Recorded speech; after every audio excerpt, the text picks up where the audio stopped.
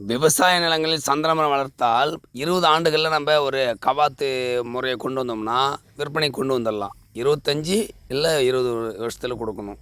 அதனால தான் நாங்கள் வந்து காடுகளில் இயற்கையாக இருக்கிறது வந்து மரம் அடர்த்தியாக கூட இருக்கும், அது கூட சேர்ந்து வளர்ந்துக்கும். மரம் கீழே விழாது, மழை பெஞ்ச கீழே சாஞ்சிடும். சந்திர மரம் வேர்கள் அடியில் அதிகமாக இல்லை.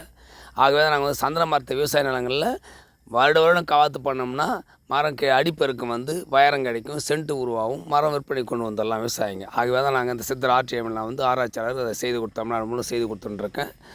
செம்மரத்தையும் இது போல் நாங்கள் கவாத்து பண்ணி கொடுக்குறோம் உங்களுக்கு. ஏன்னா மிக விரைவாக நம்ம செம்மரத்தையும் அது போல் தான் 30 ஆண்டுகளில் பிற மரம் விற்பனைக்கு கொண்டு போகணும். ஒரு உழவு நிலங்களில் மரம் இருக்குன்னா அது லாபம் தரணும். ஒரு 20 ஆண்டுலேருந்து 30 ஆண்டுகள் லாபம் தரணும். ஆகவே சந்திரமரம் செம்மரம் நான் வந்து கவாத்து செய்து கொடுத்துட்டுருக்கேன் உழவர்களுக்கு. போதுங்களா ஐயா? விவசாய பெருமக்கள் நிறைய பேர் சந்தேகத்தை தீர்த்துங்க. சில பேர் வந்து கவாத்து செய்யாதீங்க, இயற்கையாக இருக்குன்னா இயற்கையாக நிலங்களை வச்சுருக்க முடியாது, இயற்கையான தன்மை வரும். ஆகவே தான் இது ஒற்றுமையாக சேர்ந்து செய்யுங்க எல்லாருக்கும். வணக்கம். இது தொடர்ந்து பாருங்கள். இந்த நிலம் வந்து கட்டாணிமேடு. இது வந்து சிவகங்கை மாவட்டம், சிவகங்கை மாவட்டம் சார்ந்த கட்டாணிமேடு. இந்த மதுரை மேலூர்லேருந்து ஒரு 20 கிலோமீட்டர் வரும் இந்த இடம் போகிறது. திருப்பத்தூர் பக்கத்தில் இது இருக்குதுன்னு வச்சுங்களேன். இதான் சித்தர் ஆர்டிஎம்ல இந்த செம்மரம் சந்திர மரத்தை வந்து அதிநவீனமாக எப்படி வளர்க்குறது, வேகமாக விவசாய நிலங்களில் இல்லை உழவு நிலங்களில் வந்து ஒரு 20 ஆண்டுகளில் விற்பனை கொண்டு வர மாதிரி இவர் பயிற்சி தந்துட்டுருக்கார். இவர் கோவை வேளாண் கல்லூரியில் 2009-10 ஒரு மூலிகை பயிர் பாடம் சிஎம்பின்னு முடித்தவர். தமிழ்நாடு முழுக்கும் வந்து இவரிடம் கன்று வாங்கியிருந்தாலும் சரி, இல்லை வேறு இடமா நர்சரியில் கன்று வாங்கியிருந்தாலும் ஒன்றும் கவலை இல்லை. எங்கே வாங்கியிருந்தாலும் அவர் வந்து எப்படி கிளைகளை கழிக்கிறது, எப்படி அதுக்கு அடி உரம் வைக்கிறது, எப்படி தீனி வைக்கிறது, எப்படி களை எடுக்கிறது, எவ்வளோ தண்ணி இதுக்கு பாசுறது அப்படிங்கிற ஆராய்ச்சியை மேற்கொள்கிறது தான் சித்தர் ஆர்டிஎம்லை. இப்போ இந்த மரம் வந்து இவர்கிட்ட வாங்கி போடலை, ஆனால் வேறு எங்கேயோ வாங்கி போட்டிருக்கிறாங்க. ஆனால் இவர் அழைச்சிருந்து பணம் கட்டினாங்க. வந்து இதுக்கு வந்து இப்போ அந்த பயிற்சி கொடுத்துட்டுருக்கார் பாருங்கள். ஏன் இது போல் கிளையை நறுக்குன்னு சொன்னால், வளரும் பருவத்தை போல் கிளை தேவையில்லாத கிளைகளை நறுக்கிட்டு ஒரு கிளை விட்டால் நேருபடி ஒரு 20 அடி ஹைட்டு தேவைப்படுது. ஒரு மரங்கிறது குறைஞ்சபட்சம். இது வந்து மரம் வந்து கைவினை பொருள், பர்னிச்சரு, இது போல் பலவைகளுக்கு யூஸ் ஆகிற தராய் யூஸ் ஆகிற சொல்கிறாங்களே, அதுக்கு யூஸ் ஆகிற மரம் இது. அப்போ வந்து மரம் ஒரு சைஸு தேவை.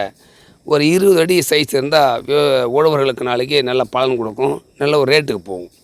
அப்போ சுற்றளவு நல்லா பெருசாக வேகமாடும். நீங்கள் கண்டபடி விட்டுட்டால் 4-5 கல் 5 கல் 4 கல் போனால் மரம் சிறுத்து போயிடும்.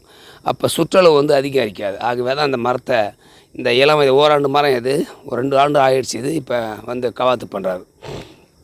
இது வந்து இன்றைக்கு 10ஆம் தேதி மே 10 24 இன்றைக்கு கட் பண்ணி கொடுத்துருக்காரு சித்தர் ஆர்டிஎம்ல. இவர் தான் தமிழ்நாட்டில் எங்கே இருந்தாலும் நீங்கள் பணம் அவருக்கு குறைஞ்சபட்சம் 2000 ரூபா நீங்கள் அவருக்கு பணம் கட்டணும், இல்லை கார் வாடகை கட்டணும், சாப்பாடு படிலாம் கேட்பார்.